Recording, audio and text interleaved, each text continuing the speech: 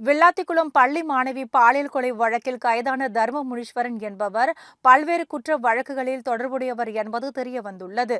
தூத்துக்குடி மாவட்டம் விளாத்திக்குளம் அருகே வேடநந்தம் கிராமத்தில் 12ஆம் வகுப்பு மாணவி பாலியல் வன்கொடுமை செய்யப்பட்டு கொடூரமாக கொலை செய்யப்பட்ட சம்பவம் தமிழகம் முழுவதும் பரபரப்பை ஏற்படுத்தியது. குற்றவாளிகளை கைது செய்யும் வரை மாணவியின் உடலை வாங்க மாட்டோம் என்று உறவினர்கள் தெரிவித்தனர். குற்றவாளியை 10 தனிப்படைகள் அமைத்து தேடி வந்த போலீசார் சந்தேகத்திற்குரிய மற்றும் குற்ற பின்னணி கொண்ட சுமார் 15க்கும் மேற்பட்ட நபர்களை பிடித்து ரகசிய இடத்தில் வைத்து விசாரணை நடத்தினர். அப்பொழுது முனீஸ்வரனின் கையில் நகக்கீரல்கள் இருந்துள்ளது. மேலும் உயிரிழந்த மாணவியின் நகங்களுக்குள் சதை துணுக்குகள் சிக்கியிருந்தன. அந்த சதையுடன் DNA பரிசோதனை செய்ததில் முனீஸ்வரனின் மாதிரிகள் ஒத்துப்போனது.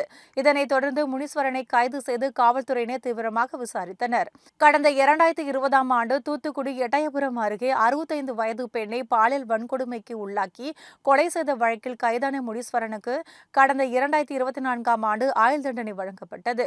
இதனைத் தொடர்ந்து உச்சநீதிமன்றத்தில் முனீஸ்வரனின் மேல்முறையீட்டு மனுவின் விசாரணையில் அவருக்கு ஜாமீன் வழங்கப்பட்டது.